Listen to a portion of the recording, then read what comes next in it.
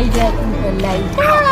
Ke baki ji lecture din tuli na yau ya bada class. Da ma ni na ga kina shishige mai. Kai dai kina son na.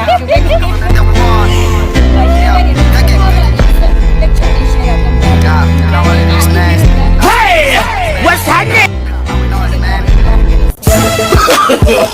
No. Me haka? Malam lafiya?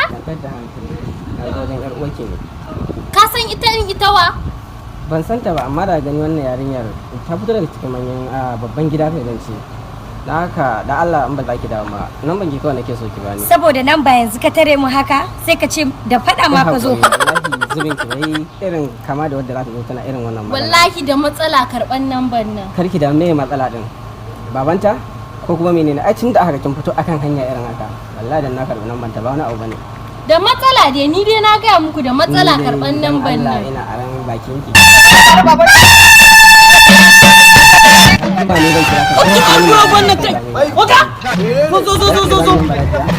Wannan ba sai kanki bane.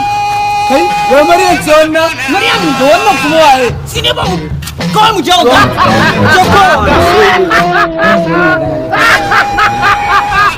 Dan nan barajiya.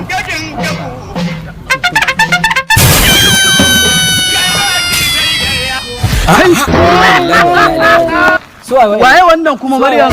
Ba na ce ma da matsala ba sai da ka tsaya ka Wani karban nan matsala ba. daga tambayan ki nuna min lada zan ji mai. Saki bayani. Ban ce ma da Me tsoron matsala ba. Allah. Me tila ko? Mana ba. To daga Maryam ya karbi nuna min lambar ki ko lashi. bai Ka karbi nomba ba ko baki karbi nomba ba. Ka san Allah ga ban karbi wani number ba. Kiriya kina yi. Aisha ke kika ba shi damar ya karbi lambar Muna Maryam? tafiya kawai ya tare Na mana fice gaba kai ki sai nuna an mu bashi hanyar da nan zai kai ni kuma an Maiduguri. baka. Dallan ba mu wannan abu. Ba mu ne kiriya. Ba ki zan sare ki hannu a wuyan ni. Karbi dan yarba.